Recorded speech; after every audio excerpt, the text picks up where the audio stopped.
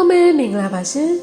ကျမတို့လူလောကမှာနေထိုင်တဲ့အခါတခါတလေကိုယ့်ကိုမနာလို့သူတွေတိုက်ခိုက်လို့သူတွေနဲ့ကြုံတွေ့ရတတ်ပါတယ်အဲ့ဒီလိုအခါမျိုးမှာသူတို့နဲ့တန်းတူလိုက်ပြီးရံဖြစ်ရမလား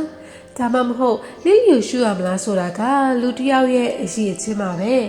အခုတင်ဆက်ပေးမယ်ချင်းသည့်ကြီးနဲ့မြေခွေပုံမြင်လေးကနေတစဉ်ကျမတို့ဘဝအတွက်အရေးကြီးတဲ့သင်ခန်းစာတစ်ခုကိုရရှိမှာဖြစ်ပါတယ်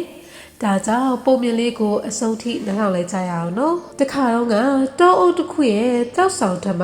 ချင်းသည့်ကြီးကအေးချမ်းစွာအနားယူနေပါတယ်မြေခွေးတစ်ကောင်ကခက်ကြွားကြွားဖြင့်လမ်းလျှောက်လာပြီးချင်းသည့်ရှိရောက်တဲ့အခါအတန်ကျကျနဲ့ဒီလိုပြောလိုက်တယ်ဟေ့ကေတရာစာချင်းသည့်မိကြီးမင်းကတော်ပြီဆိုတော့တော်တော်တတိရှိရပေါ့လေ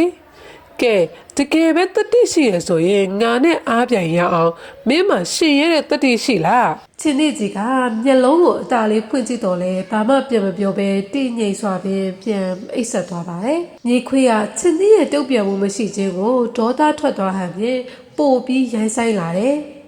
ဒါနဲ့ပဲဟာကြည်စမ်းပါအောင်တော်ပြီဆိုတာတရေပေါ်ကြောက်လိုက်တာငါကိုတောင်ကြောက်လို့မရှိရဲဘူးပေါ့မင်းငါကိုတုံနေအောင်ကြောက်နေရဆိုတာတတော်လုံးကတတော်ဝါတွေသိအောင်ငါရှောက်ပြောပြမယ်မင်းရှက်ကုန်တဲ့နေအကုန်ပြက်ကုန်တော့မှာပဲချင်းသည့်ကြီးကထိုင်နေရမှပြင်းညင်းစွာထားလိုက်တယ်အဲ့ဒီနောက်မြေခွေးကိုစူးစိုက်ကြည့်ပြီးတည်ငြိမ်လေးနဲ့တဲ့အတန်နဲ့ဒီလိုမျိုးပြောလိုက်ပါတယ်မြေခွေးမင်းပြောသလိုအများကငါ့ကိုငကြောက်လို့ပြောခြင်းပြောကြပါစေကွာအဲ့ဒါကငါအတွက်အရေးမကြီးဘူး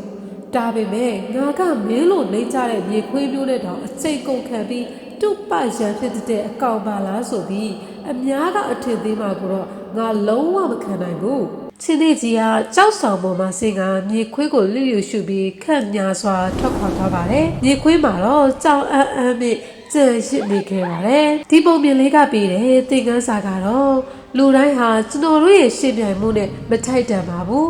အတိတ်ပဲမရှိတဲ့တပုတ်လေလွေစကားတိုင်းကိုလိုက်ပြီးတုတ်ပြန်ဖြည့်ရှင်းနေဖို့လည်းမလိုပါဘူးကိုယ့်အလုပ်ကိုအာရုံစိုက်ပြီးစူးစမ်းနေသူတွေကသာနောက်ဆုံးမှာအောင်မြင်မှုနဲ့ပျော်ရွှင်မှုကိုရရှိမှာဖြစ်ပြီးသူတစ်ပါးကိုလိုက်ပြိုင်လိုက်ဝေဖန်နေသူတွေကတော့ရှုံးနေမှုတွေနဲ့ပဲဘဝကိုအဆုံးသတ်ရပါလိမ့်မယ်လူဘဝကတူတူလေးပါသူများနဲ့လိုက်ပြိုင်ပြီးအချိန်ကုန်မခံပါနဲ့ဒီနေ့ကကိုထက်ဒီနေ့ကိုပို့တာအောင်ကိုပြိုင်ကြပါစို့အခုတင်ဆက်ပေးခဲ့တဲ့ပုံမြင်လေးကိုသဘောကျနှစ်သက်တယ်ဆိုရင်ကျမတို့ရဲ့ဗီဒီယိုလေးကို like လေးပေးခဲ့ပေးပါဦးနော်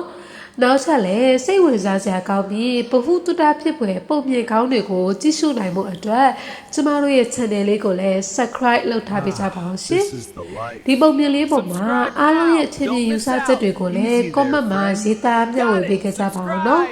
အားလုံးပဲပျော်ရွှင်စရာကောင်းတဲ့နေ့လေးတစ်နေ့ဖြစ်ပါစေကျေးဇူးတင်ပါတယ်ရှင်